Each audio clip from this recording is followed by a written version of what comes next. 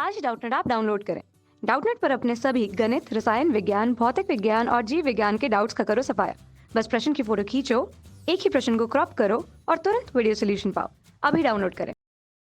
Hello दोस्तों, question दिया हुआ है यदि दो पिंड एक ही द्रव में पूरी तरह से डूबे हों, ठीक है, और उनके भारों की जो हानियां हैं समान है, ठीक है, तो उन पिंडों के आयतनों के बीच क्या संबंध होगा या बताना, ठीक है। इस क्वेश्चन को समझने के लिए सबसे पहले हम एक डायग्राम बनाते हैं। हम देखते हैं कि यह एक जल की सतह है, ठीक है। अगर वह जिस तरल में डूबे हैं उस द्रव्य की सतह है, और ये उस तरल कुछ इस तरह से होंगे सतह के नीचे, ठीक है, या कुछ तरल है, ठीक।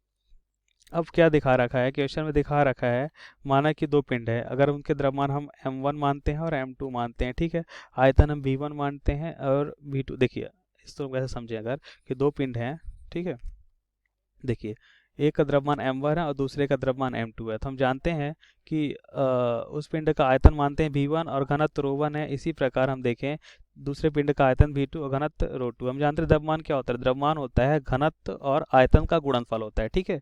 अच्छा, अब ये क्या है, पूरी तरह से डूबे हुए हैं, तो हम क्या करें, कुछ इस तरह से अगर लिखें कि ये पूरी तरह से डूबे हैं, कुछ ये देखिए, ठीक है। हम एक दूसरा पिंड लेते हैं, ठीक है, हम मानते हैं पहला पिंड m1 है या दूसरा पिंड m2 है, ठीक है। अब मानते हैं इसका आयतन v1 है और घनत्व ρ1 है। इसी प्रकार इसका घनत्व ρ2 है और आयतन v2 है, ठीक। अब यह तरल में डूबे हुए हैं, ठीक। अब क्या होता है, इसके भार में कमी आती है। हम जानते हैं कि इस पे कौन सा बल कार्य कर रहा होता है, एक बल नीचे कार्य कर रहा होता है mg, तो m1g बोल सकते हैं। इस पे भी एक भार नीचे कार्य कर रहा होता है m2g होता है, ठीक है। अच्छा, अब क्या होता है, देखिए इसके भार में कमी आती है। देखिए कितनी भार में कमी आती है, हम बात कर लें। इसके भार में जो कमी होती है वह होती है उत्प्लावक बल, ठीक है। देखिए इसमें क्या लगता है, जब जानते हैं कि किसी भी पिंड को द्रव में डुबाया जाता है उसमें क्या लगता है, उत्प्लावक बल लगता है। उसकी दिशा क्या होती है, ऊपर की ओर लगती है, ठीक है। उत्प्लावक बल अगर हम u बोलें तो u1 ऊपर की ओर लगेगा, इसमें उत्प्लावक बल u2 ऊपर की ओर लगेगा, ठीक है। तो क्या होता है, जितना उत्प्लावक बल लगता है उतना ही इसमें क्या होता है, भार में कमी हो जाती है। माना कि अगर उसका भार 10 केजी, एक एग्जांपल में हम बात करें, उदाहरण ले रहे हैं कि 10 केजी अगर इसका भार है, ठीक है, 10 किलो अगर इसका भार है, तो क्या होगा, माना कि अगर 2 केजी का उत्प्लावक बल ऊपर की ओर लग गया, ठीक है, तो हम क्या कहेंगे कि इसका भार क्या हो गया, 8 केजी हो गया। लेकिन कमी कितनी हुई, 2 केजी की हुई ना।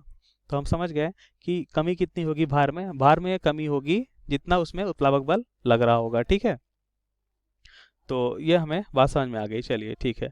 अब हम क्या करते हैं, देखिए हमें दे रखा है क्वेश्चन में कि दोनों में समान भार में कमी आई, ठीक है।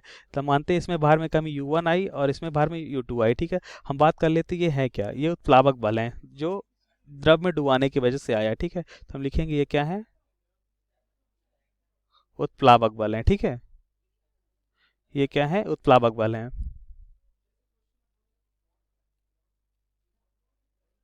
उत्प्लावक बल हैं जो किसकी वजह से आते हैं, उत्प्लावक बल आते हैं जब किसी पिंड को द्रव में डुबाया जाता है तो उसमें एक बल ऊपर की ओर लग रहा होता है जिसे हम बोलते हैं उत्प्लावक बल। चलिए ठीक है, अब हम बात कर लेते हैं उत्प्लावक बल क्या होता है। उत्प्लावक बल का जो फार्मूला होता है वह होता है, ठीक है, पिंड में जितना भाग डूबा हुआ होता है उसका आयतन, ठीक है, सॉरी, द्रव में पिंड जो डूबा हुआ होता है और जितना भाग उसका डूबा होता है उसका आयतन होता है, ठीक है। डूबे हुए पिंड का आयतन होता है, ठीक है। याद रखना, डूबे हुए पिंड का, ये ज्यादा इंपॉर्टेंट है, ठीक है।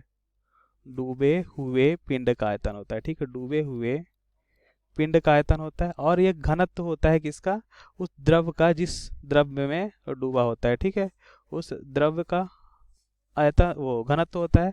और हम क्या लेते हैं, गुरुत्वाकर्षण जी होता है। ये होता है उस प्लावक बल का फार्मूला, ठीक है। तो हम क्या देखेंगे, अगर u1 की बात करें तो मानते हैं कि इसका घनत्व सॉरी इसका द्रव्य आयतन क्या है, v1 है जो डूबा हुआ है, ठीक है।